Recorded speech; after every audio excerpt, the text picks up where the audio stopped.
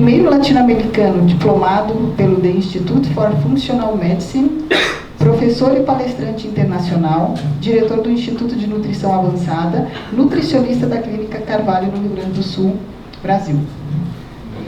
Meu conterrâneo. Obrigado. Bem-vindo. Agradeço ao convite, agradeço a apresentação da Annelise, mas gostaria de retirar, eu não sou doutor, viu? Não tenho nem doutorado, nem mestrado. Sou nutricionista, sou farmacêutico e estou aqui conversando com vocês hoje para poder trazer algumas ideias da prática clínica em relação à interpretação de exames laboratoriais. Então, como ela disse, eu sou introdutor da nutrição funcional no Brasil, e isso foi lá em 1999, e ao longo desses quase 20 anos eu venho trabalhado bastante e batalhado na divulgação dessa forma de pensar. E o que a gente vai ver aqui hoje é uma forma de pensar, uma forma de raciocinar, onde a gente vai usar exames laboratoriais para auxiliar na nossa manipulação, nas nossas formulações. Então essa ideia é tornar a nossa prática muito mais objetiva, tá? Bom, então aqui vocês viram os meus contatos, eu deixei aqui para vocês, meu Instagram, onde eu posto bastante coisa em relação à saúde, e quem quiser saber sobre os meus cursos tem o meu site com mais detalhes também. E no YouTube tem vários vídeos gratuitos de aulas minhas que eu filmo, eu ponho as aulas inteiras ali com bastante frequência. Então, mais ou menos uma vez por mês eu coloco alguma aula completa que eu consigo filmar, etc. E coloco à disposição para que as pessoas tenham essa informação bastante acessível. Isso eu acho importante chamar a atenção, porque eu já recebi vários contatos de várias pessoas, sejam leigas ou até profissionais, que passaram a se interessar por nutrição, mudaram seus hábitos e tiveram muitos resultados só assistindo esse tipo de vídeos. Então, por mais que pareça uma coisa, filma o vídeo e coloca ali, essas coisas vão longe e a gente não se dá conta. Eu pelo menos não me dava conta. Eu já atendi mais de uma pessoa que chega no consultório e uma delas trabalha comigo hoje e ela veio, ela era publicitária, aí começou a assistir os meus vídeos, aí se apaixonou por nutrição, aí virou chefe, aí trabalhou uns anos com isso, aí ela viu, quero muito melhorar minha alimentação, veio consultar comigo, me contou a história inteira, começou a fazer nutrição inclusive. E hoje está trabalhando então comigo, que é a Gisele Eder, que é da minha equipe. E, enfim, então essas coisas realmente vão longe e é importante como a gente consegue impactar as pessoas de forma positiva e com as fake news de forma negativa. Mas enfim, eu vim no avião agora lendo aquele artigo publicado no Lancet, agora dia 16, sobre a questão do carboidrato. E é impressionante como as coisas se repetem. As pessoas continuam postando nas redes sociais sem ler o artigo original. Então elas chegam a conclusões que nem os autores chegaram. É impressionante a capacidade que elas têm de ressaltar só o cherry picking, Pega só aquilo que elas estão afim e soltam no Instagram ou na rede social, enfim. E eu agora li, e aí eu entendo porque as pessoas não leem. Eu levei todo o voo de Porto Alegre para cá para ler o artigo, então isso foi 1h20 minutos. 1h20 minutos a pessoa atendeu um paciente e ganhou o valor de uma consulta. Ou seja, as pessoas acabam fazendo escolhas, só que elas fazem escolhas que comprometem a saúde dos outros. Então, quando se trata de informação, às vezes é melhor não fazer. E eu, felizmente, como eu digo, eu sou pago para estudar. Então, a gente fica muito feliz, eu fico muito feliz de ter planejado isso lá atrás, já há 19 anos, porque eu adoro estudar, adoro bioquímica, por isso que eu fiz as 2 faculdades, e hoje, então, tenho estudado muito. Mas um dia eu vou ser que nem a Dani, vou saber muito conhecimento, essa informação, esses conhecimentos que ela tem de doutorado são um nível realmente espetacular, e eu fico feliz de ela estar aqui assistindo hoje, que é uma grande colega, que eu admiro muito. Bom, então eu vou falar aqui hoje sobre exames laboratoriais, como a gente deu esse título, a chave para a longevidade, na verdade querendo dizer que com eles a gente consegue entender como alcançar a longevidade, o caminho, ou seja, como vislumbrar através de marcadores bioquímicos se a gente está indo no caminho da longevidade ou não. Essa é a ideia. Então, um dos aspectos que começou a me mover, a me fazer estudar exames com uma visão diferente do que eu aprendi na faculdade de farmácia, é o seguinte: seria possível prever quem vai viver até os 100 anos? Quem vai ser um centenário? E existiriam biomarcadores capazes de identificar ou prever longevidade? Então isso é uma coisa que eu me perguntava, porque eu pensava assim, que uma pessoa chega aos 100 anos e outra morre aos 70? Ok, tem os bons hábitos, etc. Mas como isso se reflete em números? Né? Será que existe alguma forma de a gente avaliar isso? E esse foi a minha forma de começar a olhar para os estudos científicos, para os estudos publicados acerca de biomarcadores. E era isso que eu queria então encontrar.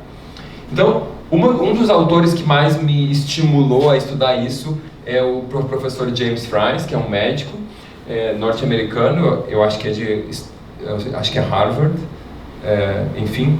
E ele, em 1980, publicou esse artigo, O Envelhecimento, a Morte Natural e a Compressão da Morbidade. E nesse artigo de 1980, ele já tinha um grupo de mais de quase 1.500 pessoas que ele estava acompanhando por 18 anos, muito proximamente, com acompanhamento mensal, tá?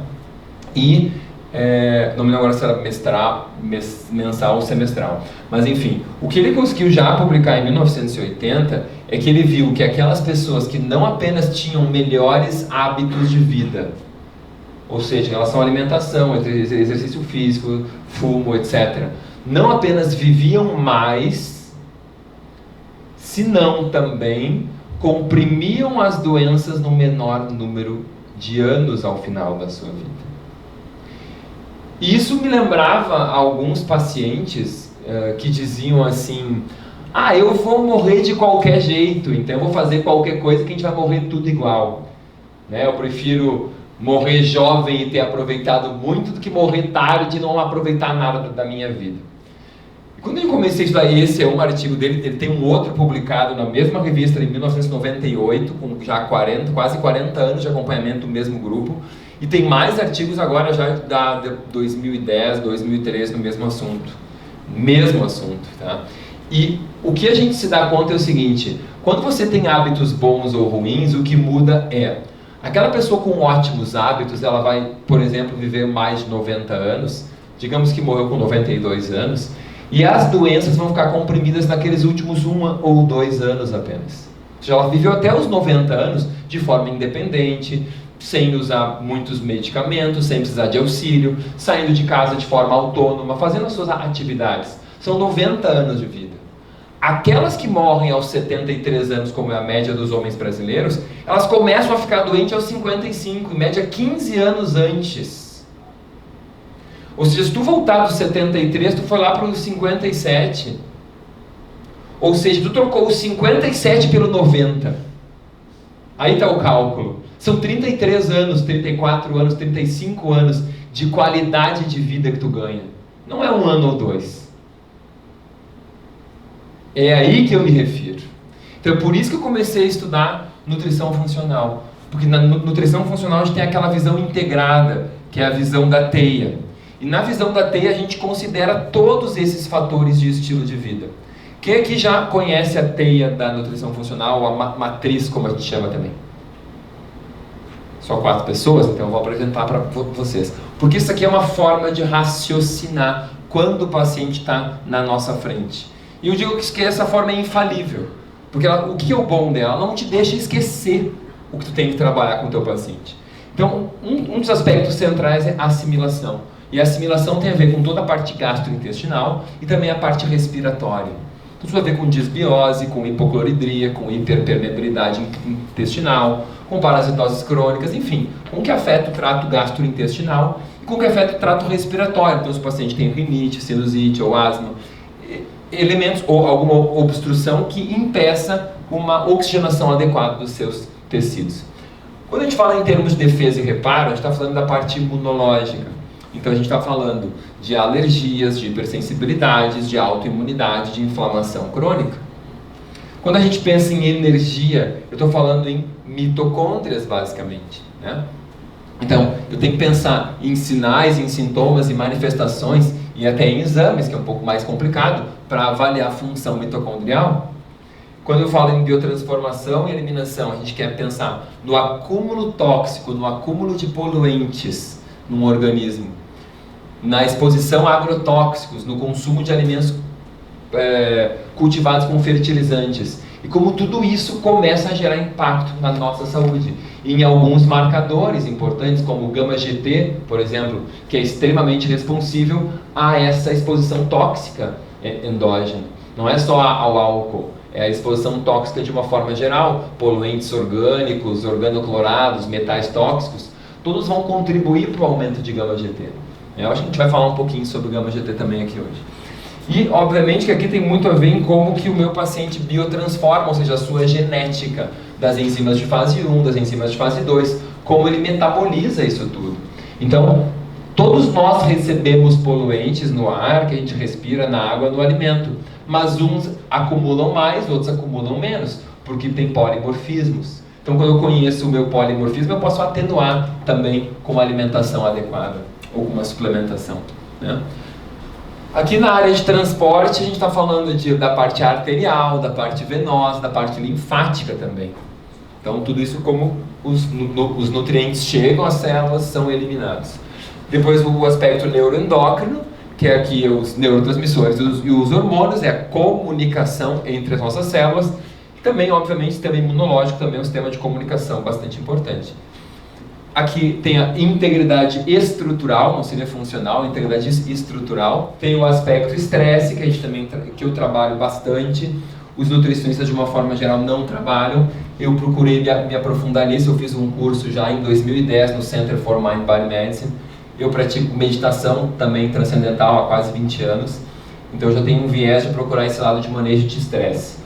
Então, isso me ajudou muito, porque eu gosto de trabalhar isso com os meus pacientes e vejo que faz muita diferença, né? Então, muitas vezes chega um paciente com síndrome do pânico e as pessoas, eu vou dar taurina sublingual, eu vou colocar GABA sublingual, eu vou dar altas doses de valeriana, magnésio pra caramba, detoxificação de mercúrio, coenzima Q10, fantástico. Mas se tu não ensinar esse paciente a respirar com o abdômen, não tem saída. Ele vai ter que tomar muito mais toneladas de suplementos. Eu tratei dezenas de pacientes com pânico, só que tem que fazer tudo isso junto, entendeu? Então, por mais que esses suplementos sejam fantásticos e podem, na hora, atuar numa crise, a gente usa eles muito bem, tem outras coisas para fazer. Ou um paciente com insônia, a maioria deles, que tem aquele tipo de insônia que acorda entre 3 e 4 da manhã, no primeiro dia a gente consegue fazer eles dormirem melhor. No dia que eles vieram na consulta, se eles consultarem de manhã, eles já começam a arrumar a alimentação naquele dia e fazem alguns hábitos à noite, eles já dormem melhor no primeiro dia. Então é legal a gente conhecer algumas estratégias rápidas, porque senão aquilo daqui a 2 meses funciona, sabe? Claro que tu vai dar para ele tomar uma ashwagandha ao deitar, tu vai usar uma teanina, tu pode colocar um GABA também. É ótimo isso. Uma passiflora ao deitar, fantástica. Serenzo funciona muito bem, né? Então tem várias estratégias legais que a gente pode usar para esse paciente. Mas eu faço tudo junto. E é isso que eu acho mais legal. É fazer, porque eu não estou fazendo um estudo científico, eu estou tratando o paciente. Então na hora que aquele paciente ao vivo está na minha frente, eu tenho que tratar ele tem que ficar bom. E eu gosto de tratar ele como eu gostaria de ser tratado, né? Então, bom, vamos continuar, senão eu vou ficar... Bom, então... Quando a gente fala aqui na teia, tem ainda a parte dos relacionamentos, e aqui é o relacionamento familiar, o pessoal, ou seja, com marido, mulher, etc. E a parte do relacionamento no trabalho também, como é o ambiente de trabalho. Tem aqui exercício e movimento, que também é extremamente importante, e os antecedentes, gatilhos e mediadores. Os antecedentes, todo o histórico, toda a parte genética do meu paciente, o histórico familiar, pessoal dele. Os gatilhos, que são os desencadeantes, os desencadeadores. Então, como é que iniciou o processo, né?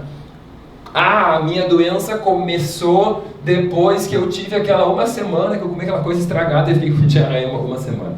Não, depois daquele gripão que eu tive aquela gripe A, ou daquela dengue, enfim, aí passei, nunca mais fiquei como era antes, nunca mais voltou a minha energia, a minha disposição. Ou depois que eu fiquei no hospital internada por causa de uma doença tal. Tomei um monte de antibiótico, endovenoso, nunca mais fui como era antes.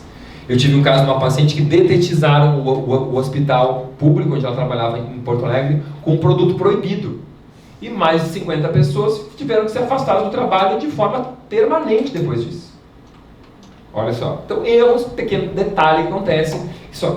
Mas não foram só 50 expostos, foram mais de 200 expostos. E só 50 ou 40, não, acho que foram uns 30 até, foram danificados de forma importante. Porque as pessoas são diferentes quanto a como elas metabolizam as toxinas. Ok? Então esses são gatilhos. Pode ser o estresse, pode ser a separação, pode ser a mudança de cidade, pode ser a mudança de dieta, pode ser aquela dieta que a pessoa fez tomando só chá e suco e cafezinho por uma semana para emagrecer aqueles quilos que faltavam para o casamento, etc. A gente vê milhares de histórias na vida real. Né? E os mediadores e perpetuadores são as citocinas, as prostaglandinas, os hormônios, neurotransmissores, etc. É quem manda a tua célula funcionar do jeito que ela está funcionando. Ok? E o último aspecto aqui no meio é o mental, emocional e espiritual, ou seja, são também coisas muito presentes no nosso dia a dia.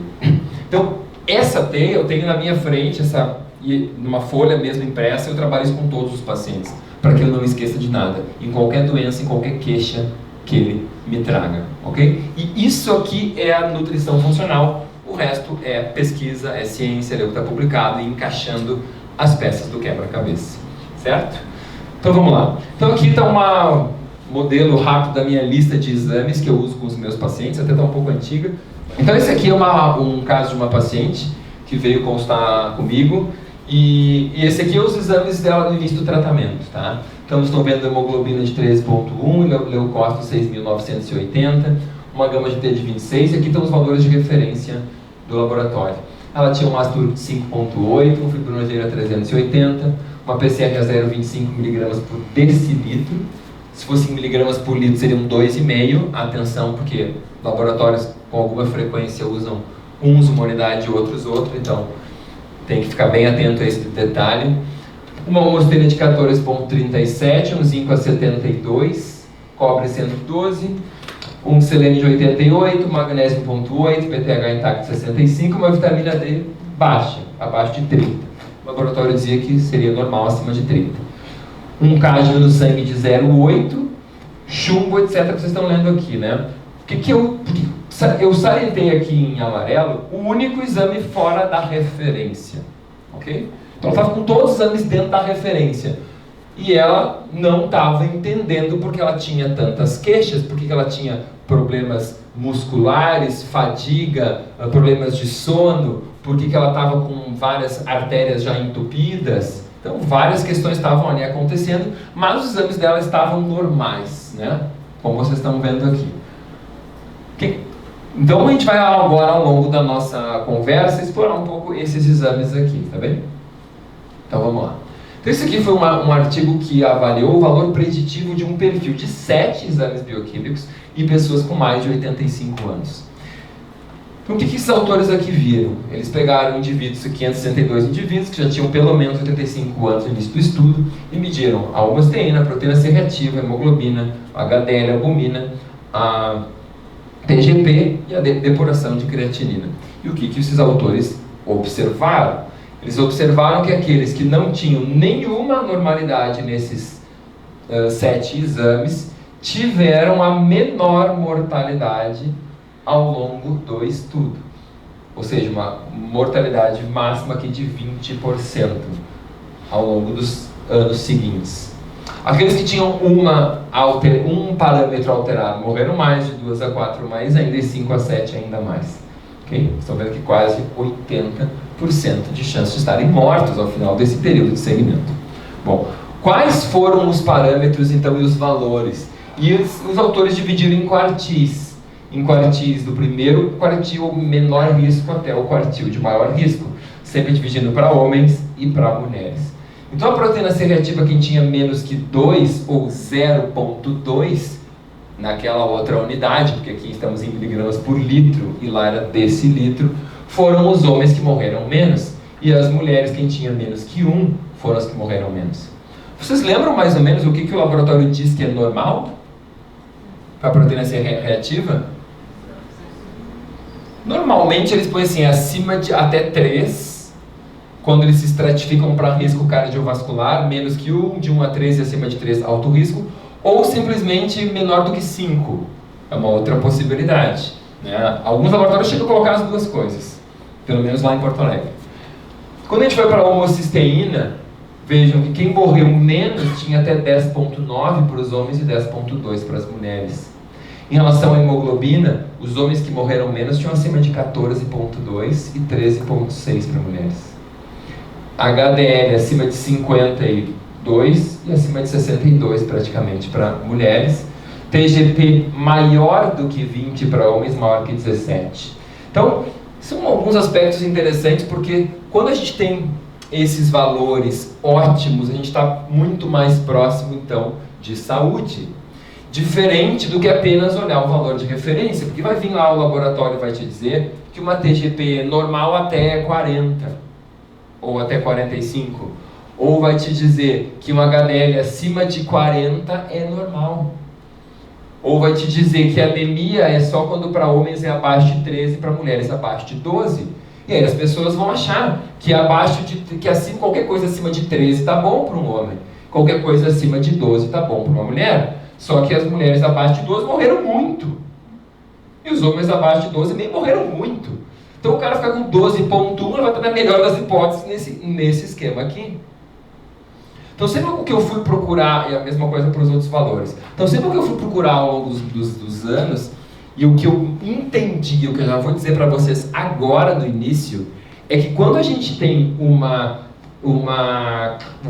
valor de referência de um exame, ele inclui o nível baixo e o nível moderado. E quem está acima ou abaixo do máximo, quando é um valor para quando o alto é ruim, né? A pessoa está no nível alto de risco. Vocês conseguiram entender isso? Eu vou dar um exemplo. Por exemplo, o laboratório diz ali que fibrinogênio é normal de 200 a 400. É porque entre 200 a 400 tem um nível baixo e um moderado. E acima de 400 é o nível alto. Ok? Então, sempre pensem assim. Dentro daquela referência, tem o nível baixo de risco e já o nível moderado. E quanto mais próximo do limite, mais alto o risco. Então, se eu sei que para a mulher a anemia é abaixo de 12, quanto mais próximo de 12, tipo 11,9, o risco já é praticamente alto. Em 12,1, em 11,9 já seria um risco alto. Em 12,1 é um risco quase a mesma coisa.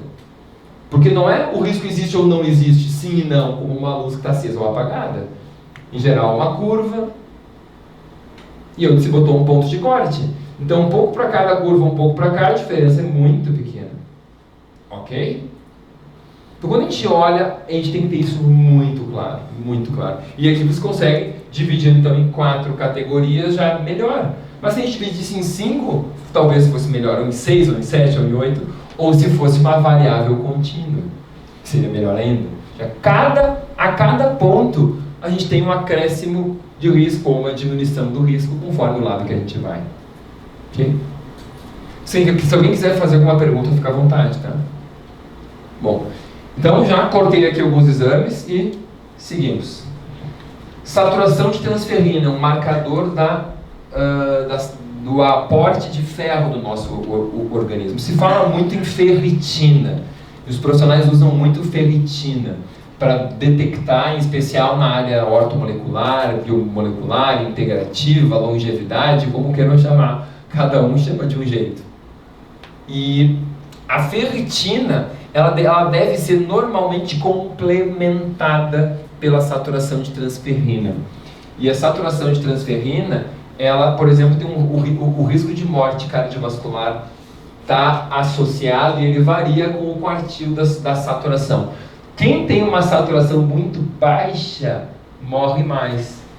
E quem tem ela muito alta, começa a morrer mais de novo. Então, tanto a carência quanto o excesso de ferro aumentam a mortalidade. E isso não é só em termos cardiovasculares, em termos de AVC, existe uma curva em U também, tem outros. A ferritina, quanto está alta, ela pode indicar acúmulo de ferro. Mas o processo inflamatório também aumenta a ferritina. Quando tem acúmulo de ferro, a saturação de transferrina aumenta, ou seja, tem mais ferro dentro da transferrina, ela está mais saturada. Ok? Mas agora ao contrário, quando tem inflamação, a saturação de transferrina cai.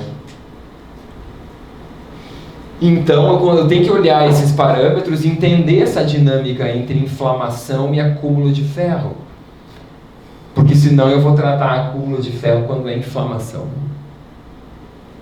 Ok? E aí eu tenho que cruzar com outros marcadores para chegar a essa conclusão.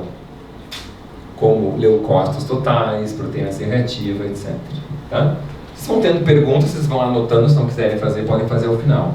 Fiquem bem à vontade, tá? Tudo bem? Outro elemento importante é o zinco. E os níveis de zinco deficientes, porém dentro da referência, estão também associados a infarto. Esse aqui foi uma análise de 13 estudos, totalizando quase 3 mil indivíduos de 15 países, com zinco no cérebro, no cabelo e nas unhas. E o que os autores conseguiram achar? Olha, aqui dá o resultado de todos os estudos. Tá? E praticamente é que a meta-análise indicou que existe uma associação significativa entre a deficiência de zinco e infarto. Tá? Então, porém, dentro dos valores de referência, o laboratório vai nos indicar que o normal é de 70 a 120. Mas não são esses os valores ótimos. Dentro da referência, a gente quer, em geral, valores acima de 95, 96 ou acima de 100, até conforme alguns estudos. Não há dúvida que abaixo de 85 a mortalidade aumenta, câncer aumenta, AVC aumenta. Tá? Então a gente está numa faixa mais de segurança da metade para cima, lá do 95 para cima. Okay? Mulheres pós-menopáusicas com osteoporose têm magnésio sérico menor do que o grupo controle saudável. Então o magnésio é super importante na saúde óssea. Ele é um calcificante do osso e um descalcificante de tecidos moles. Então é um mineral suma importância na saúde do osso. E estudos também comprovam isso. Esse aqui é um outro estudo mostrando o magnésio sérico em desfechos cardiovasculares. Lembrando que o valor de referência usual é de 1,7 a 2,4. E aí a gente vai ver que, em geral, abaixo de... Desculpa, quem tem 2,05 ou mais tem menos risco cardiovascular. Ou seja, é da metade da referência para cima. Exatamente da metade. Fica sobrando 0,35 para baixo, 0,35 para cima. Ok? O zinco também era mais ou menos da metade para cima, tá? Mais ou menos não, exatamente 95 para cima. Bom, que eu não vou ler todos os detalhes. Também tem estudos mostrando, medindo de forma combinada selênio, cobre e magnésio. Esse estudo foi uma meta-análise na área de câncer de tireoide e verificou com quase 1.300 pacientes, indivíduos com câncer da tireoide tinham menores níveis de selênio e magnésio e maiores níveis de cobre. E esse também é um aspecto muito importante que eu gosto de chamar a atenção. Cobre é um mineral que, para ser suplementado, tem que ser medido. Vocês não podem suplementar cobre sem avaliar. Por quê? Porque a maioria dos nossos pacientes tem excesso de cobre. Ou tem cobre normal. O problema com o cobre vai começar a acontecer quando a gente começa a suplementar zinco, manganês, silício, molibdênio, e daria 3 meses, 6 meses, 8 meses, 3 não, vou botar 6 meses para 1 ano. Se você não usou cobre nenhum, e ele estava normal antes, você pode começar a ficar deficiente. Mas a ampla maioria tem cobre excessivo, e não precisa tomar suplementos de cobre. Em especial mulheres. Em especial ainda mulheres que usavam ou usam anticoncepcionais orais. Então não há um registro na história, eu nunca vi em 20 anos, de uma mulher usando anticoncepcional oral que precisou tomar suplementos de cobre. Nenhum. E eu digo isso de forma enfática para chamar a atenção, porque talvez vocês tenham tido pacientes, mulheres, que tomam anticoncepcionais que vocês deram cobre. E isso vai contribuir para aumento de mortalidade dessas pacientes, provavelmente. No mínimo para aumentar o estresse oxidativo, que o cobre é um metal de transição. Ou seja, eu tenho que estar consciente desses dados e fazer uma suplementação racional. E vocês vão ver que para elas, em geral, a deficiência grande é o zinco. E tem que aumentar muito mais o zinco. Então vocês vão ter que tirar o cobre e botar muito mais zinco para conseguir esse equilíbrio dessa relação zinco-cobre. Tá? Eu vou falar um pouco mais de cobre depois, acho que aparecem outros estudos sobre cobre, mas já vou adiantar agora que o laboratório vai indicar que o normal é de 70 a 150, só que a mortalidade está aumentada em geral acima de 120. Então o cobre eu não quero muito alto, porque o cobre ele aumenta em situações de inflamação. Ele aumenta em quem bebe muito álcool, ele aumenta em fumantes. E esses valores maiores estão associados a morte cardiovascular, a câncer, AVC e mortalidade por todas as causas. Ok? Selênio. Vamos para um outro mineral também citado naquele estudo ali. Então, selênio, esse foi um dos estudos antigos, acho que foi o primeiro estudo que eu li que me chamou muito a atenção sobre selênio, e felizmente até hoje esses dados não foram batidos.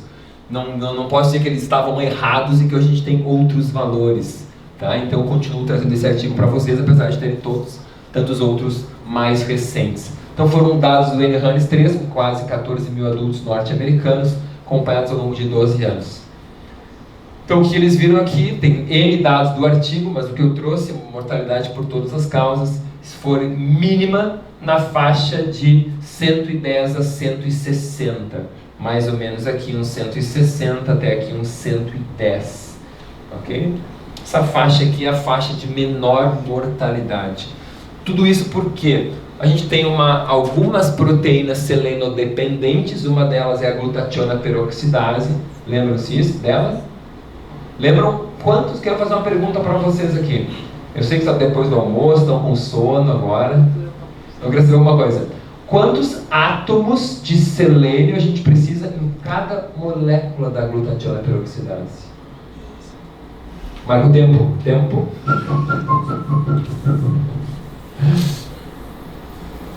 Esgotado o tempo.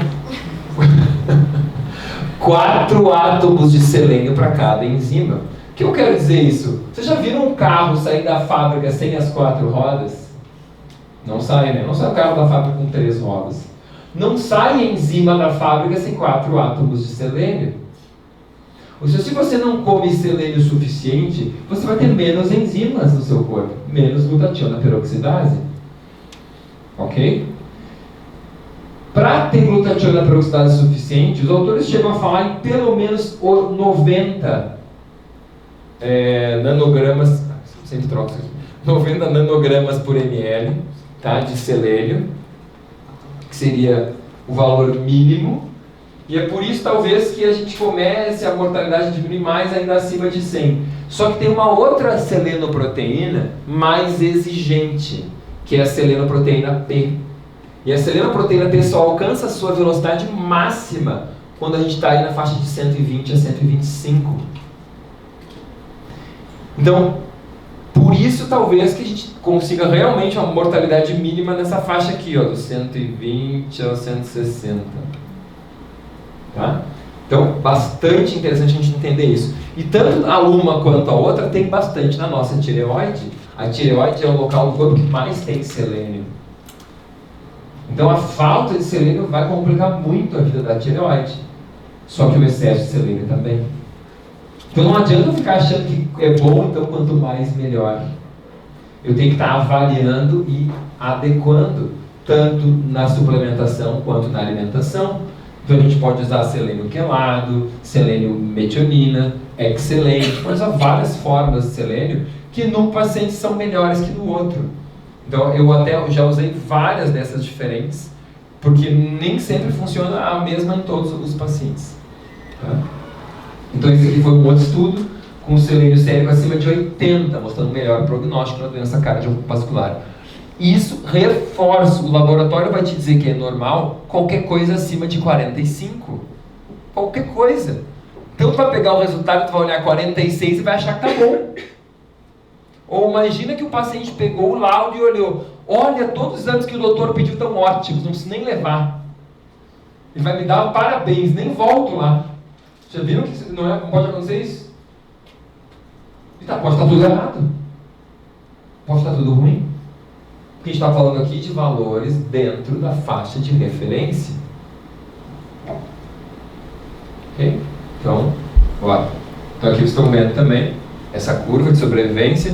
Quem estava com menos de 61 morreu muito mais, a sobrevivência, chance de estar vivo muito menor. Quem estava acima de 80, a chance de ficar vivo muito maior. O nível médio do Brasil está nessa faixa aqui, ó, de 50 até uns 80. Tá? Acho que a maioria dos meus pacientes uns 65, 75, 80. Aqueles pacientes normais, não aqueles que já vêm com orientação alimentar, etc. Né? Pacientes que vêm de primeira vez. Olha aqui, ó, nível requerido para otimizar a glutationa peroxidase. Nessa época se falava aqui em 98, hoje tem artigos dizendo que pode ser menos, tá? Mas olha o nível desse estudo, o nível mínimo, o tercio mínimo bottom desse estudo, já era quase 110, 108. Por que eu estou chamando a atenção disso? Porque esse aqui é um estudo norte-americano. E nos Estados Unidos o solo tem muito selênio. Agora olha, isso aqui é a Europa, ó. United Kingdom, Polônia, Alemanha, Dinamarca, Espanha, Itália, França, tá? Olhem, os valores são valores como o do Brasil, onde o solo é muito pobre em selênio. Então aqui, para a gente ter selênio, nós temos que comer castanhas. Eu mostrei na imagem inicial. Então isso é o diferencial que as pessoas que têm mais selênio no Brasil são aquelas que comem mais castanhas, ponto. Porque a castanha extrai selênio do solo. Então isso é o que vai acontecer. Então daqui eu coloquei esse dado de novo, ó, nível de selênio ótimo para obter a ótima atividade das enzimas, glutationa peroxidase 79, selenoproteína P 125. Então esse é o que a gente quer. Então o paciente tem que entender isso, quando ele faz o exame e diz ali que é 45 a 150, e ele pode também entender que ele pode estar em 160, 170, que em geral não tem problema. Vai começar a ter problemas lá acima de 200, que é bem acima do máximo. O paciente desconfia um pouco, né? Que eu acho meio estranho isso. Bom, eu ainda trago uma outra meta-análise antiga feita com a análise do teor de selênio em castanhas do Brasil, mostrando que nesse estudo uma castanha tinha 9 microgramas numa unidade única de média de 4 gramas, e nesse estudo aqui elas tinham 200 microgramas. Então, mandar o paciente comer simplesmente uma castanha por dia não tem nada a ver, quer dizer, é melhor do que nada, mas não significa que vai ter pouco nem muito, pode ser suficiente ou não. E num mês pode ser bom, e no outro, quando ele comprar de novo, pode ser muito, e no outro pode ser pouco. Vocês estão entendendo? Então, numa média, os meus pacientes precisam de 2 ou 3 castanhas por dia, lá no Rio Grande do Sul. Tá? Numa média, para ficarem ali com um selênio pelo menos em 110, 120, nessa faixa aí. Outro mineral importante que eu gosto de avaliar é o manganês. E esse estudo mostrou que quanto mais não, mas os pacientes com mais manganês tinham um T3 livre maior. E por que isso pode estar associado? Porque o manganês pode regular a deodinase, bem como o transporte, ligação e atividade dos hormônios tireoidianos. Então, falta de manganês pode ser um problema. Mas eu também chamo a atenção disso, porque tem muita gente com manganês excessivo, normal ou alto. Tem aqueles baixos, é bem variado, mas eu acho até que tem mais gente com manganês alto. Isso porque existem alguns agrotóxicos que são os ditiocarbamatos, que contêm manganês na formulação. E isso pode acabar intoxicando muitas pessoas, em especial aquelas comedoras de mamão, comedoras de morango e de tomates. Tem gente que come isso o ano inteiro, não tem? Não tem paciente que, eu como mamão, é um alimento saudável. Não tem paciente de vocês? Eu como mamão o ano inteiro. Tomate, então, o buffet tem licopeno, eu vou ali sempre e sirvo. É saudável. Não é assim? E aí essas pessoas estão ingerindo quantidades maiores, por exemplo, de manganês, e podem estar intoxicadas. Então atenção a isso e procurem avaliar o manganês. Só que tem que ser avaliação no sangue total ou no eritrócito, não é no soro essa avaliação. Tá? É no sangue total ou no eritrócito. Certo? Vamos seguindo. Outro aspecto que eu trouxe aqui hoje um pouco mais de diferença é a vitamina B12 alta. Trouxe vitamina B12 alta porque a gente fala bastante de vitamina B12 baixa. E aí se falar acima de 500, ela é boa, uma vitamina B12 acima de 500. Mas daí eu comecei a ver profissionais suplementando, usando injetável B12 como um anabolizante, porque dá energia, dá disposição. Então eu vou usar uma injetável todo mês, já que está baixa mesmo, para me sentir melhor. Vocês nunca viram isso? Já vi vários, né? Em Porto Alegre tem alguns que fazem. Então tem gente que faz, né? Só que a vitamina B12 alta está associada a maior risco de câncer, em mais de um estudo, em vários estudos. Eu trouxe aqui alguns deles. E esses dados são novos, foi aqui de 2013 para cá que começou a surgir alguma coisa. Antes não se falava sobre isso assim com tanta propriedade. Então, aqui a gente está vendo, em especial, os cânceres hematológicos. Então, obviamente que isso aqui eu não estou dizendo agora que suplementar B12 causa câncer, mas quando a B12 está alta, pode ser um indicativo de câncer no futuro. E é isso que os estudos mostraram. Tá? Quando esses valores começam a passar de 800 picomóis por litro, esses valores começam a subir. Então, a incidência de câncer começa a subir. Então, os níveis maiores de B12 foram associados com maior risco de diagnóstico posterior de câncer, em especial no ano seguinte. Então, atenção àquele paciente que chega, nunca tomou suplemento nenhum e chega com uma B12 em 1200. Atenção a esse paciente. Façam um screening mais detalhado, façam um acompanhamento, quem sabe alguns marcadores tumorais, né? Pensem que aqueles sintomas de cansaço, dores musculares, pode ser às vezes um câncer hematológico em estado inicial, né? Dá uma avaliada nesses aspectos aí. Né?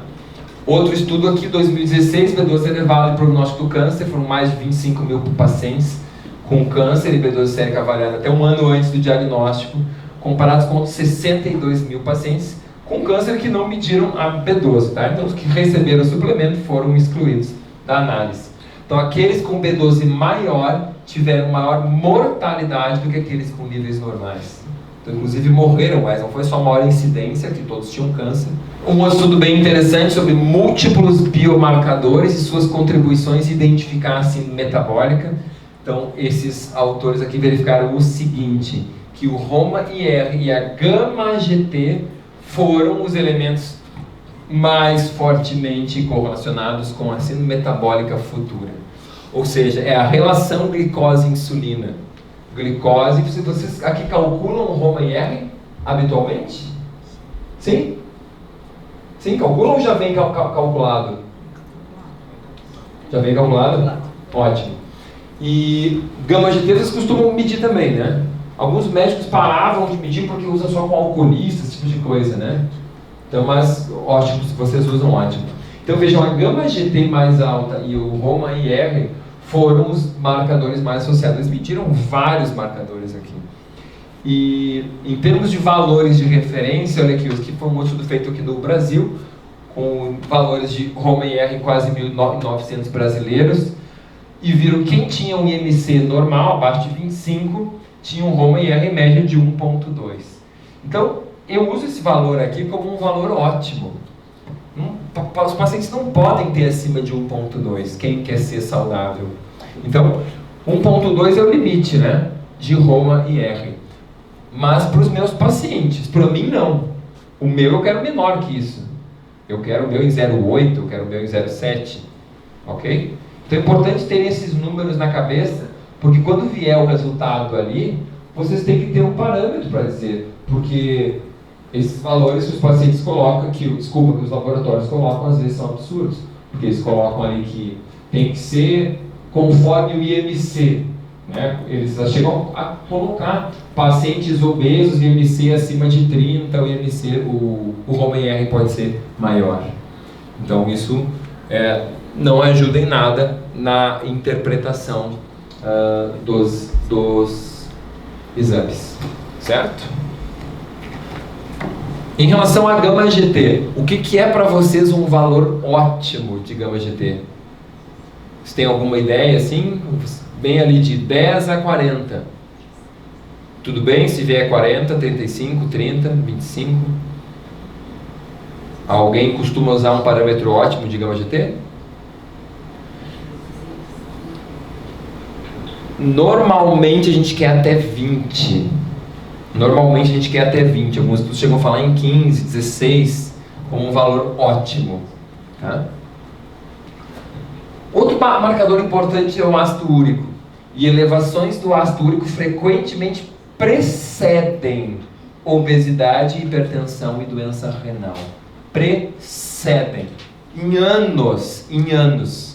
Então, você olhando o ácido úrico hoje, você pode estar vislumbrando também o futuro do seu paciente. E isso funciona a mesma coisa com a gama GT. Na verdade, esse conjunto que eu estou montando de biomarcadores, eu uso exatamente dessa forma. Eu olho o meu paciente hoje e faço essa previsão, né? A previsão do tempo, a previsão do tempo de vida. É do tempo, sim, do tempo que ele vai viver. Então, quando a gente olha o ácido úrico, a gente tem que pensar, eu estou prevendo obesidade. Como assim, Gabriel? Vou contar um caso. Eu tive um paciente, certa vez, que veio e contou essa história. A paciente estava na consulta, me chegou na consulta e trouxe vários exames, mas exames aqueles de 15 anos atrás. Mas eu fiquei apavorado, tinha um livro, né, uma bíblia de exames. E quando ela começou a contar a história, aquele monte, colocou aquela pasta em cima da mesa, um monte de papel, e começou a contar a história. E o que ela tinha hoje? Hoje ela estava obesa, gigante. E aí vou pegando os exames e folhando, e o que aconteceu aqui? O que aconteceu aqui? E folhando, o que aconteceu aqui? Até que eu cheguei lá uns 10 anos antes, eu engordei, eu não era gordo, eu era magra, e vim engordando agora, nesses últimos 5 anos, não sei o quê. Quando eu voltei lá nos exames de 10 anos antes, o que aconteceu aqui? Aqui eu tirei a vesícula. Mas ela não era gorda, ela foi engordar agora há 5 anos só. 10 anos antes ela tirou a vesícula. E quando eu voltei 15 anos antes, ela tinha o ácido úrico alto. Tinha uma gama GT alta. Alta entre aspas, alta dentro da referência. Então, quando eu olho para uma mulher, um ácido úrico de 5,5, isso é péssimo. Péssimo, é horrível. Quando eu olho numa mulher, pode ser magra, uma gama GT de 28, isso é péssimo. Se eu olhar e ela tiver um Romain-R, então, de 1,2 ou de 1,5, ferrou tudo. Aí tu vai perguntar, mas tu tem obesos na família, o pai, a mãe, o avô, a avó, é diabético, alguém tirou a vesícula, etc. Tu vai perguntar tudo ligado à resistência à insulina, dislipidemia, parará. Porque pode escrever que já está acontecendo no metabolismo daquela pessoa alguma coisa.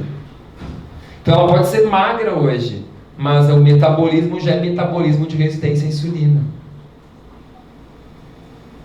Então isso tem que estar muito claro quando a gente olha aquele ácido úrico e ele já está se escapando, ou é resistência à insulina ou é um estresse oxidativo brutal. Ok? Então tem que ser nisso também de forma clara. E aqui tem alguns estudos, e esse aqui é um dos estudos que eu gosto muito, que ele é com crianças. E é legal isso, porque a gente, às vezes, o cara pega uma criança e a criança acha que não tem nada, criança é saudável, né? Então, esses que foram comparados 120 crianças obesas com 50 controle com 10 anos de idade. E eles viram que o ácido úrico foi maior em crianças obesas que no grupo controle, houve uma correlação positiva com a maioria dos fatores de risco cardiovasculares, e é uma relação positiva entre o ácido úrico e a presença da síndrome metabólica nessas crianças. Ou seja, não é só ser obesa, mas ter os critérios para síndrome metabólica. Ok? São as duas coisas que foram avaliadas. Então aqui,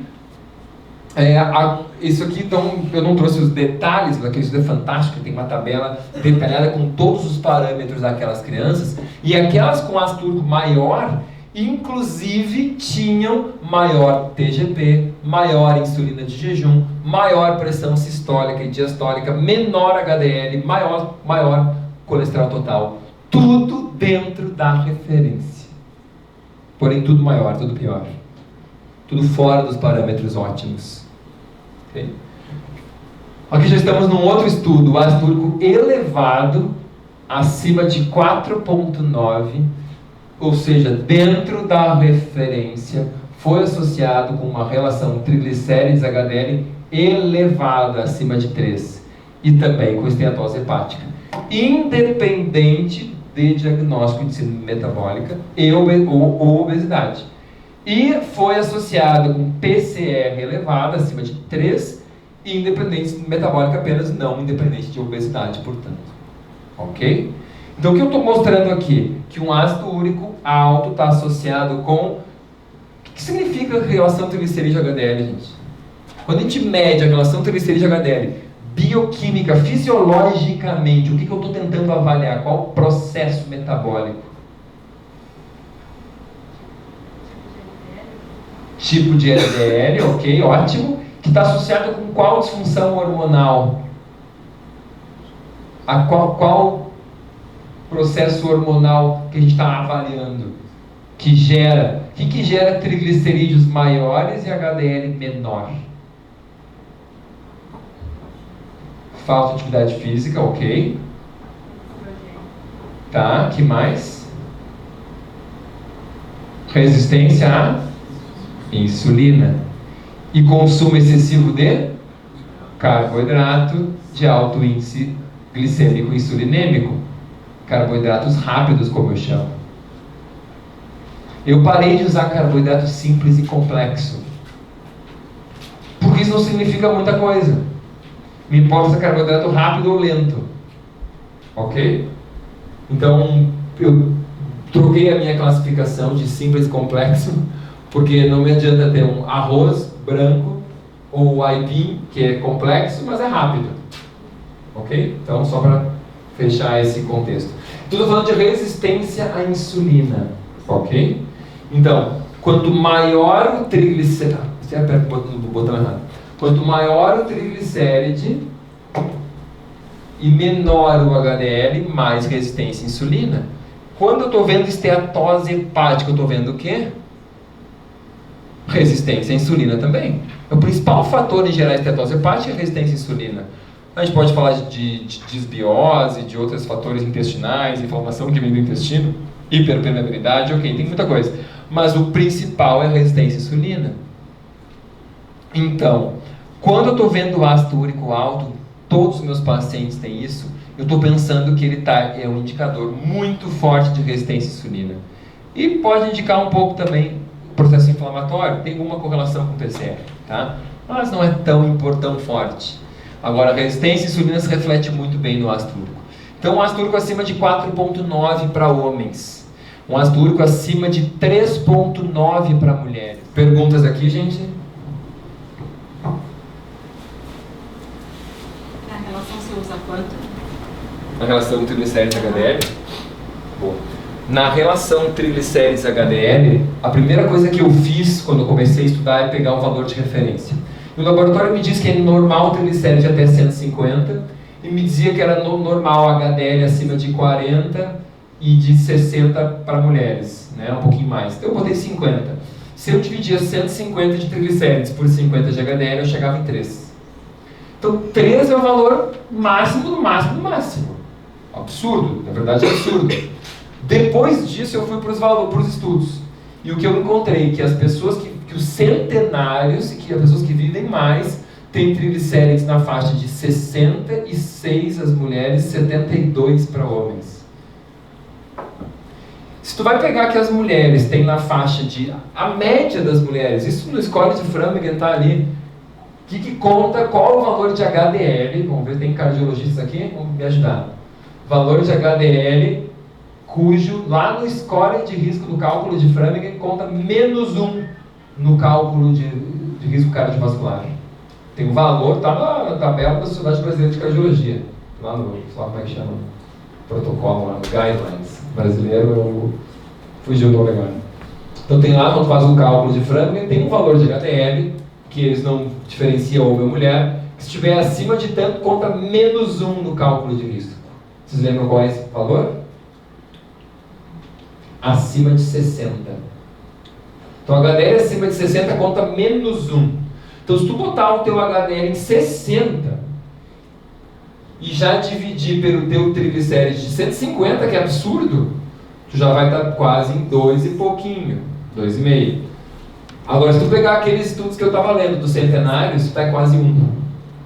Então, as mulheres saudáveis, deve ter várias nessa sala aqui, que estão magras e jovens e bonitas, elas têm um HDL na faixa de, às vezes, 65, 70, para um triglicéride de 55 ou 60. Tem mais HDL, então até abaixo de 1. Já viram isso? Muitas, né?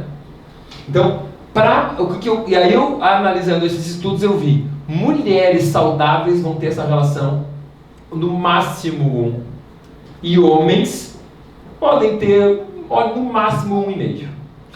Então, o homem, o HDL é um pouco menor, na faixa de 50, seria pelo menos adequado, e um triglicéride põe aí para 75, 80, e em hipótese nenhuma mais do que isso. Aí o cara tá bem. Ok? Então, tu botar 1 para mulher e 1,5 para homem, tu está pensando em valor ótimo. Com folga. Com folga, 1,5 para todo mundo. Aí tu começa a entender por que eu olho os meus pacientes, eu sei se eles estão indo no caminho certo ou não. Porque se tu olha um triglicéride de 120 que tu acha que tá bom, ferrou.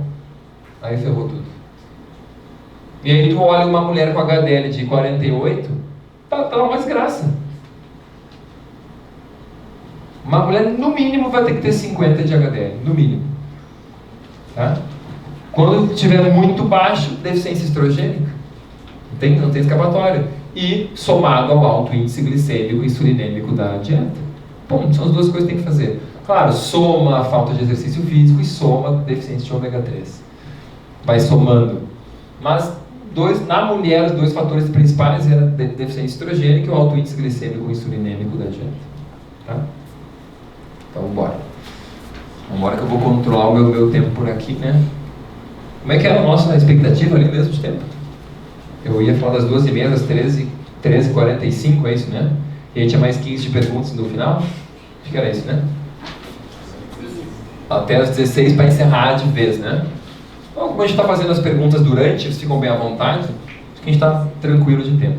Então, esse aqui foi um estudo prospectivo, caso controle, com 1.500 mulheres acompanhadas por 16 anos. Esse estudo viu que para as mulheres o nível de ácido úrico acima de 3,4 e de insulina acima de 4,7 já não foi adequado e foi associado com hipertensão. Quem tinha valores acima desses níveis eram mais hipertensas, tinham mais chance de ser hipertensas, ou melhor, de tornarem-se hipertensas. Então, gente, 4,7 de insulina, meu Deus do céu, isso é dificílimo. Dificílimo. É raro alguém que tem 4 ou 3,5. A maioria vai ter 5 ou 6. Ok, não está tão longe pelo menos, né? Pior quando tiver com 8, 10, aí já é um descaso com a saúde. Tá? Então, atenção. Tem outros estudos que falam de ácido úrico até 3,9, tá, para mulheres. Então, eu, em geral, sou um pouco... Não sou ainda tão chato, deixo até um 3,9 para mulheres, 4,9 para homens, para facilitar um pouco a vida. Porque o que vale é o global de todos os biomarcadores, não é só um isolado. Faz sentido para vocês isso, gente? Sim? Tudo bem? Ok, espero que sim. Então, esse aqui foi um paper também que eu acho muito interessante, que Gerald Raven. Gerald Raven foi o cara que criou o termo síndrome X, que depois foi trocado para síndrome metabólica, porque tinha aquela síndrome do X frágil, então ele chamou de X-síndrome, e eu tive a oportunidade de ouvi-lo ao vivo nesse congresso, foi lá em 2005 mesmo, e ele publicou alguns artigos sobre esse assunto, e existe uma forma simples de identificar indivíduos com resistência à insulina, que tem um risco cardiovascular aumentado, e ele trouxe exatamente essa fórmula, que é o valor do triglicéride HDL. E eles concluíram que o valor ótimo é 13,5. Ótimo para quê? Para predizer resistência à insulina e LDLs pequenas e densas. Não é ótimo para quem quer viver muito. É ótimo para saber se está doente. Tá? Então, se o cara tem 13,5, aí a gente chegou naquele 150 de triglicéride por 40, ou por 50, a gente está em 3, é certo que o cara está doente. Então, vocês estão vendo que o valor de referência está onde? É no limite da doença sempre. Então, se tu trabalhar com aquele valor, tu sabe que tu está doente. Se tu permitir o teu paciente ficar naquele limite, tu sabe que ele está doente. O problema é que o paciente abre o laudo, olha em casa e diz, não tenho nada, estou ótimo. Tudo dentro da referência, guarda e não volta. E aí o que aconteceu? Morre daqui a pouco. Pô, mas olha só, tava tudo bom, tudo bem. O cara fez aqueles 60 exames que o doutor pediu e não tinha nada. Todos estavam ruins dentro da referência. Então aqui para vocês verem, a insulina em tribo da Amazônia, nesses aqui, a tribo mais dependente da agricultura era 7,2, e nessa outra, a Amazônia no Equador, tá? E essa outra tribo aqui, 5,11, para vocês terem uma ideia. Aqui tem dados do L. Hannes, os homens norte-americanos 8,8, mulheres 8,4. Cara, os norte-americanos, óbvio que não estamos diabéticos, etc., misturados, né? População saudável, teoricamente, assim.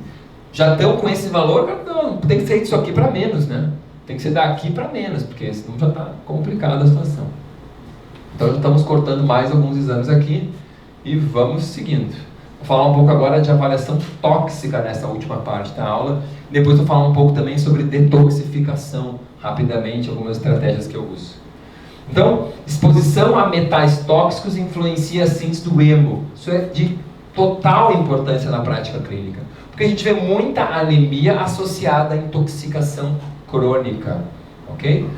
Além disso, não é só a hemoglobina que é uma hemoproteína. Todas essas são hemoproteínas, inclusive eu adiciono a tireoperoxidase, TPO, tireoperoxidase é uma hemoproteína também.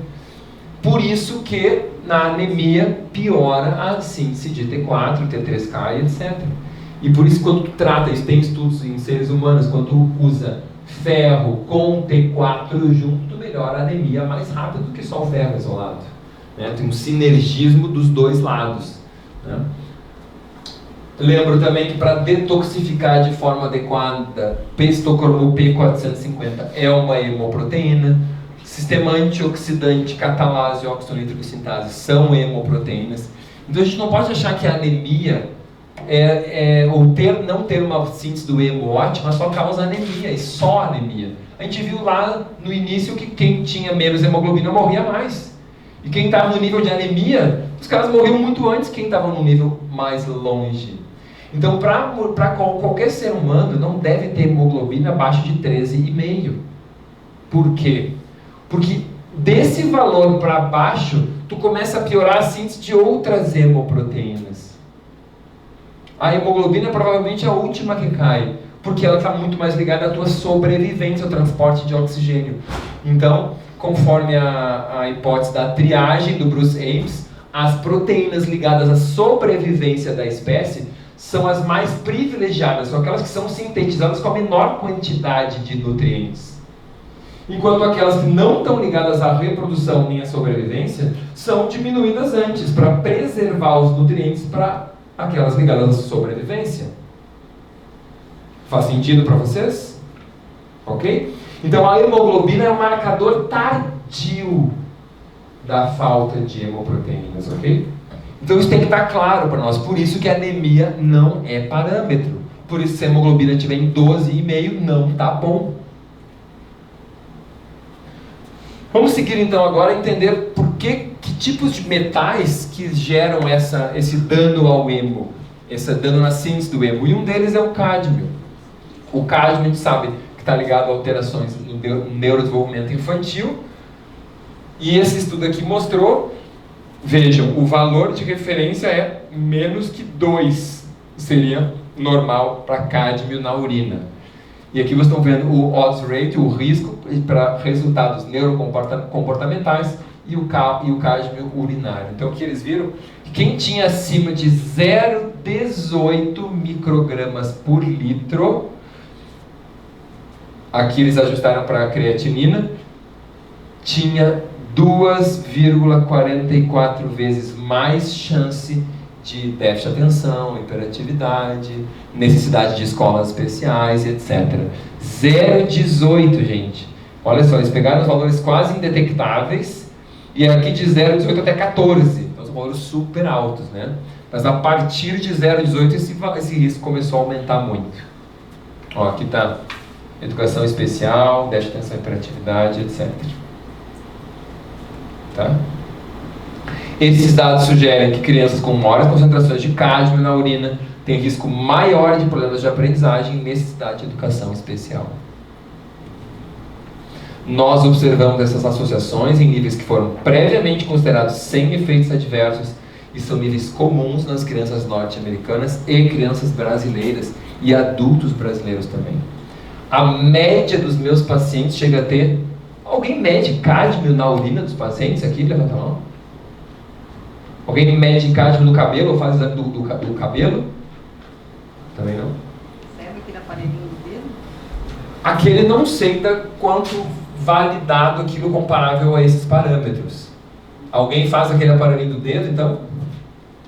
Uma pessoa? Tá? Então eu costumo usar o sangue, até porque o sangue e a urina eu consigo fazer pelos convênios.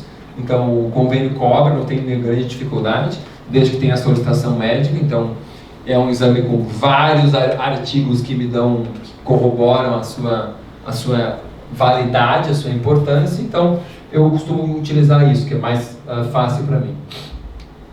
E, enfim, o laboratório diz que é normal até 2. O estudo mostrou que acima de 0,18 é ruim.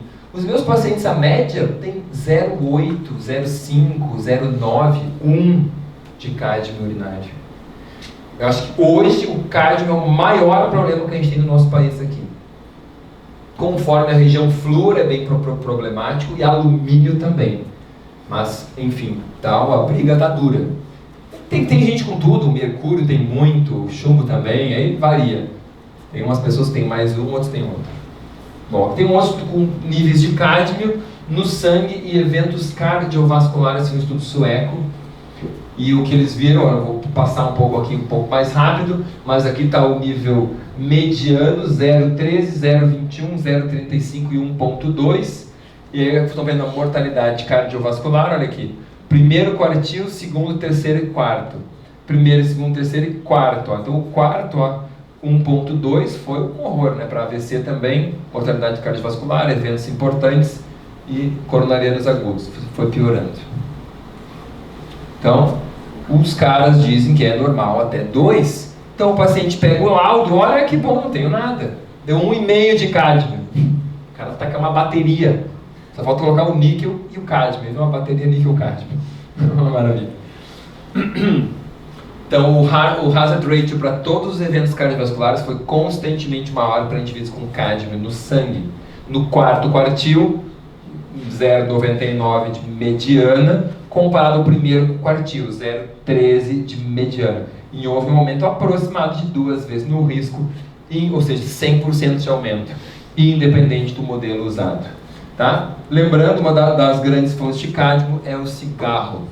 Não só o fumo ativo, mas o fumo passivo e a plantação do tabaco, que coloca cádmio no meio ambiente e deposita ele nos solos e que acabam contaminando toda a biosfera. Chumbo sérico normal associado com mortalidade total e cardiovascular também.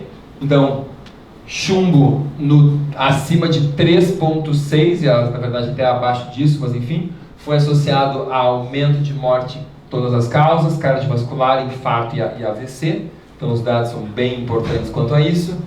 Associação entre a exposição materna ao alumínio e risco de defeitos cardíacos congênitos em bebês, isso também está bem documentado. Valores aqui acima de 9, de 16 de mediana. Aqui o grupo controle tinha 9 e os casos tinham 16. Então muito mais alumínio no cabelo, associado com defeitos cardíacos no bebê. E aqui sobre alumínio e a mama humana, associando possível incidência de câncer, então, associada a alumínio. Mas vejam interessante os dados que a gente consegue aqui. A região da mama que mais tem câncer é nessa zona aqui. O quadrante externo superior, que é a zona mais próxima da axila. Olhem a diferença da incidência nas outras regiões. Muito menor. Tem metade dos tumores aqui. Aí tem os dados mostrando onde que o alumínio influencia. Ele influencia todos esses elementos aqui, esse que a gente está em dúvida, mas vários dos hallmarks básicos para iniciação e progressão tumoral, o alumínio consegue atuar. E em relação a valores sanguíneos, vejam aqui, quando eles analisam o tecido mamário das mulheres com câncer, chega a uma mediana de 6 microgramas por litro, tá? Interessante que os laboratórios falam que é normal até 6 e alguns até 10 normal. Então, atenção a esse detalhe também. E aqui a comparação da concentração de alumínio no aspirado do fluido do mamilo das mulheres com câncer contra as que não têm câncer. Olha aqui, é 100% de diferença. Impressionante. Tá? Então, conclusão, se os autores estão a hipótese que se os padrões atuais de uso dos antitranspirantes baseados em alumínio contribuem para cistos mamários e câncer de mama, não sabemos, então a redução na exposição seria uma estratégia para prevenção e uma revisão na regulação é justificada. Então não adianta usar antitranspirante com alumínio. Vocês têm que ter outras estratégias. Lá na farmácia vocês fazem, né? Antitranspirantes, desodorantes sem alumínio, opções sem alumínio, né? Bem efetivos. Bem efetivos, tá? Então procurem lá a Annelise que ela vai ter uma solução para vocês. E aqui eu vou dar umas explicações mais detalhadas, obviamente. Então esse aqui foi um estudo com efeito protetor da folha de alcachofra, um extrato padronizado contra o estresse oxidativo induzido pelo cádmio, exatamente o que a gente estava falando agora. Verificou o efeito no dano hepatorrenal, nas doenças imunossupressoras e hematológicas, enfim. Então, um estudo em animais, né? Então, o que eles viram aqui? O efeito do cádmio, o efeito do extrato de alcachofra e o efeito combinado. Não, voltamos. Então, aqui, aqui está o grupo controle, está glutationa no fígado. No grupo controle, o grupo que recebeu só o extrato de alcachofra subiu de 81 para 96. Quando tomou cádmio, caiu para 65, de 81. E quando usou o extrato de alcachofra junto, não caiu tanto, caiu para 76. Ficou quase igual ao controle. Então conseguiu atenuar. Estão vendo? Muito semelhante também no nível renal. Olha aqui, de 21. Com a alcachofra subiu para 32. Só o cádmio caiu para 14. Os dois juntos ficou quase neutro em 19. E assim, parecido, não vou ler tudo, para glutationa peroxidase, para catalase, superóxido butase e o MDA. Então, o extrato de alcachofra consegue neutralizar, e óbvio, se o paciente não estiver intoxicado, ele aumenta, mas se estiver intoxicado, ele neutraliza e detoxifica. Então, aqui também o efeito nas citocinas séricas, mais ou menos a mesma coisa. Quando usado junto com o cádmio, ele neutraliza aquele efeito inicial. Não vou ler também todos os detalhes, mas o resumo é que o cádmio induziu dano em hepatócitos, induziu desfiguração do retículo endoplasmático rugoso e dano às mitocôndrias, e ainda gerou inflamação. A exposição ao extrato da alcachofra reduziu o estresse oxidativo, melhorou a defesa antioxidante e protegeu as organelas. Então ele ajudou a defender as organelas desse estresse oxidativo induzido. Então, uma das organelas é a mitocôndria. E a mitocôndria é super importante na detoxificação. Tanto que eu fiz alguns estudos ao longo dos últimos 2 anos isso é um resumo do que eu estou trazendo. Mas quando a gente consegue estimular a mitocondriogênese, a biogênese mitocondrial, tu melhora a detoxificação do teu paciente. Isso é muito importante. Quando a gente vai entender onde é que atua o NRF2, o AHR, o receptor de hidrocarboneto de arila, né? PGC1-alfa, tu vai entender que tu está modulando as enzimas de fase 2. Sempre que tu melhora a mitocôndria, tu modula as enzimas de fase 2. Então, é uma ação hormética que esses fitoquímicos têm, melhorando a mitocôndria, melhora a defesa da célula, e isso inclui as enzimas da fase 2 também. Esse agora foi um estudo em seres humanos, não em ratos, com o efeito do extrato da folha da alcachofra, também extrato padronizado, na astina-alt de pacientes com esteatose hepática não alcoólica. E aí foi um estudo randomizado, etc, 21 homens, 9 mulheres em cada grupo, parará. E eles tomaram 6 tabletes de total, né, 2.700 mg de extrato de alcachofra por 2 meses. Tá? Olha o que aconteceu aqui. A única intervenção foi essa, por isso que foi uma mega dose. Eu não uso essas doses, eu uso doses bem menores, mas eu vou mostrar para vocês como eu faço. Eu faço sinergismo de doses menores, tá? Que eu acho mais interessante porque eu trabalho em múltiplas rotas intracelulares. Então, esse fruto, que é o nome científico Opuntia ficus indica, que é o figo da Índia, nesse segundo estudo, protegeu a mucosa gástrica, reverteu lesões ulceradas, preservou a atividade de enzimas antioxidantes e protegeu da fragmentação do DNA. Então, mais uma vez, mostrando essa atividade detoxificante. Quando a gente fala de enzimas antioxidantes, está falando de enzimas de fase 2. Está falando de catalase, glutationa peroxidase, superóxido dismutase. Então, são enzimas que vão trabalhar na detoxificação. Ok? Então, é isso que a gente está querendo dizer quando a gente fala do figo da Índia. Né? E além da índica xantina, ele também contém betalainas. Betalainas que são os mesmos pigmentos roxos que tem na beterraba.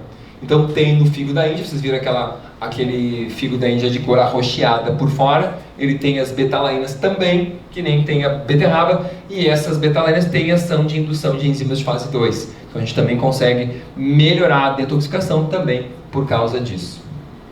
Tá? E aqui está mostrando exatamente o efeito dessas betalainas sobre algumas enzimas detoxificantes, quinona redutase e glutationase transferase, com o uso das betalainas. Então, aumento em 30 dias de 16 para 25, de 8 para 15, então veja que aumento praticamente 100% na expressão enzimática.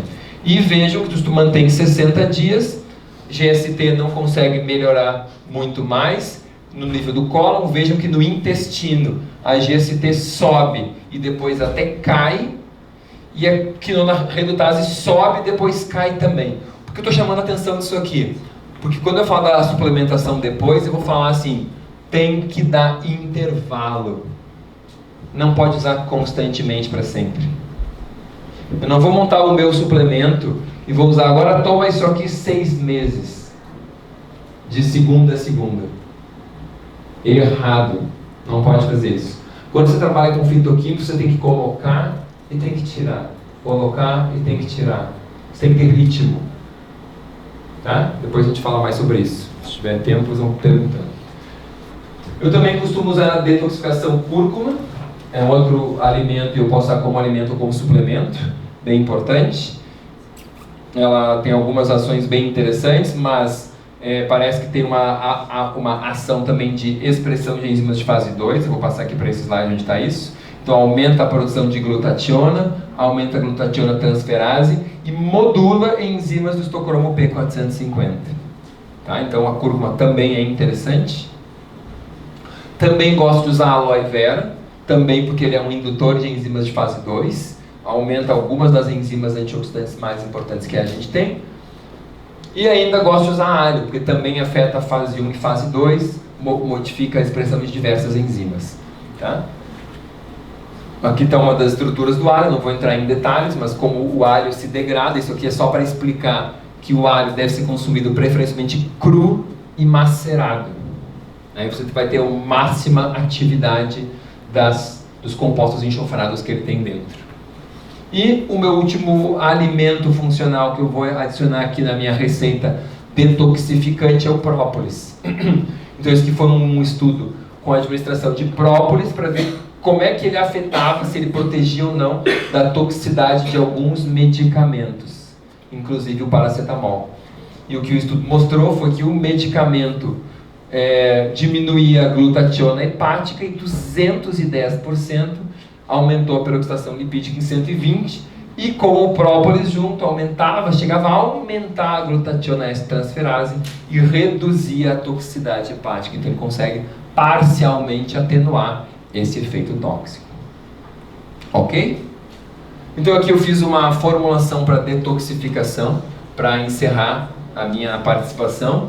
E eu gosto de usar então esse Altilix. O Altilix é o extrato da alcachofra padronizado em luteolina e em ácido clorogênico. Eu gosto de usar a Cactília, que é o extrato da Opuntia ficus indica, do figo da Índia também, padronizado em índica xantinas e betalainas. Eu gosto de usar o própolis, o extrato seco de própolis, e o alho, o extrato seco também. curcumina e piperina. Piperina, em geral, eu adiciono 5 miligramas por dose para 2 doses diárias para chegar em 10 miligramas dia, porque eu quero aumentar um pouco a biodisponibilidade desses outros fitoquímicos, não só da curcumina. Eu ainda adicionei aqui algumas coisas que eu não falei, mas que eu gosto muito de usar também, que é silimarina, vocês já conhecem há séculos, né, todo mundo usa. N-acetilcisteína, que eu também acho ótimo, é uma outra fórmula que eu uso para aumentar a glutationa na minha célula. Eu gosto de usar zinco na forma de sulfato, o que é super estranho, mas eu explico, porque eu quero sulfato, porque eu quero aumentar as reações de sulfatação, já que tem várias toxinas que depletam o sulfato, e aí eu vou poupar de usar a minha cisteína para gerar o sulfato. Então eu posso usar sulfato de zinco, sulfato de sódio, sulfato de potássio, tá? Então eu já preciso do zinco, eu preciso do sulfato, então eu posso usar sulfato de zinco, é uma possibilidade. Posso usar mais que 5 miligramas? Pode. Vou botar 10, 15, não há problema. Posso botar um boldo, adoro o piquenogenol também, é um pool de polifenóis que atua em várias enzimas, não é só na parte vascular. E adoro também o vinoxim. O piquenogenol é extrato do pinheiro, extrato da casca do pinheiro Pinus pinaster, e o vinoxim é um extrato de uva integral, que inclui casca, semente e até os galinhos, que são as grainhas da uva. Então também é um extrato padronizado com todos os polifenóis da uva, que também tem ação em termos de proteção mitocondrial e expressão de enzimas antioxidantes de fase 2. Tá? Chama atenção, eu botei no desjejum e no meio da tarde, e apenas de segunda a sexta. Eu sempre escrevo aqui, não escrevi aqui só para quem está ao vivo poder ouvir. Só de segunda a sexta, sempre folgo sábado e domingo. Devido àquilo que eu mostrei antes, aquele estudo comprovava que se tu botar sempre o pé no acelerador, tu perde a velocidade e queima o motor. Então tu tem que acelerar e descansar. Quando tu trabalha com fitoterapia, isso é fundamental. E os fitoquímicos compartilham muitos desses mesmos mecanismos. Então sempre está induzindo enzimas. Se tu mantém sempre uma dose fixa, tu perde potência. Então se tu quer manter a potência, tu tem que tirar e colocar de novo. Ou tu vai ter que tomar 2 meses, tirar e trocar um suplemento por outro. Também pode. Posso usar 2 meses e trocar todos aqueles fitoquímicos por outros. É uma outra alternativa. Tá? Deixo a ideia para vocês aí. Então aqui as minhas conclusões. Vocês viram o exame da minha paciente no início, né? Olhem, isso era o que estava errado conforme o laboratório. Agora olha o que está errado conforme eu. Conforme Gabriel, todos os exames estão ruins. Todos, não tem nenhum que escapa. E isso justifica porque a paciente está tão mal. Por que ela faz um questionário de rastreamento metabólico e está com 80 pontos? Por que ela tem várias doenças instaladas? Por que, doutor, que eu passo tão mal e meus exames estão todos bons? Os teus exames estão tão bons, só que não achou ninguém que sabe olhar o exame ainda. Aí quando tu explica isso para a paciente, óbvio que ela concorda contigo. Porque ela sabe que ela se sente mal, que ela não é hipocondríaca, que ela não tem um câncer terminal, mas está indo para ficar doente desse jeito. Ela está cheia de queixas e ninguém enxerga nada. Então aqui eu botei agora a tabela do que seria um valor ideal. Então, quando a gente entende o valor ideal, a gente vai entender por que as pessoas estão tão doentes e sem tratamento. O elemento fundamental que a gente tem que saber é que a gente pode tratar todos os elementos da nossa teia. A gente pode avaliar isso através de exames. A gente pode dar para o nosso paciente uma qualidade de vida melhor. E o quanto viveremos é menos uma questão de chances e mais uma questão de escolhas. Ou seja, nós vamos determinar o que vai acontecer com a nossa saúde a partir dos nossos atos, a partir das nossas escolhas. Nós temos a cada dia a possibilidade de decidir o que a gente vai fazer, o que a gente vai comer. Eu vou passar os meus dias inteiros tomando cafezinho quente num copo plástico, ou eu vou levar a minha caneca para o trabalho. Eu vou caminhar um pouco mais ou vou estacionar o carro mais próximo possível do meu trabalho. Eu vou subir de escada alguns andares do meu prédio ou vou descer no meu próprio andar. Eu vou pegar o alimento orgânico ou vou pegar o alimento com agrotóxico. Eu vou escolher assistir filmes de terror, suspense e policial, que acabam com a minha produção hormonal, e ainda por cima dormir tarde, ou vou botar notícias boas na minha mente? É muito fácil eu dizer que eu estou doente. É difícil eu aceitar que eu tenho os resultados que eu escolhi. E que a minha célula não está doente. Ela não está produzindo o hormônio porque eu mandei ela não produzir aquele hormônio. Porque quando eu dei aquela informação para ela, ela parou de produzir por entender que o mundo não é adequado para uma pessoa se reproduzir. E é adequado para uma pessoa ter que se proteger. Então por que a minha testosterona caiu e por que o meu cortisol subiu? Porque eu estou ligado no modo sobrevivência. Vocês estão entendendo? Então é muito fácil achar que a solução é eu suplementar testosterona, quando na verdade o meu corpo está querendo me dizer que eu tenho que desligar o modo sobrevivência e ligar o modo a vida é uma bênção e o planeta é abundante e seguro para eu estar aqui. Isso que eu falei para vocês agora é o que a gente chama de nutrição funcional. É entender as causas do processo saúde e doença. E quem quiser saber mais sobre esse assunto, pode me acompanhar, pode entrar no meu site, tem uma newsletter onde eu divulgo os meus cursos, tem cursos para médicos, para nutricionistas, para profissionais da área de saúde, que é o curso que se chama Fundamentos da Nutrição Funcional, e tem um outro curso específico sobre interpretação de exames laboratoriais, que em breve vai abrir uma turma. Então, se vocês têm interesse em tentar participar de um desses cursos, entrem lá, coloquem o nome, que uma hora dessas, não sei quando vai abrir uma turma, e a gente avisa vocês vão ficar sabendo, ok? Então, por isso que eu sempre finalizo dizendo, respeitem os seus genes e pratiquem nutrição funcional, porque em cada garfada, o seu destino está sendo determinado. Muito obrigado e até a próxima.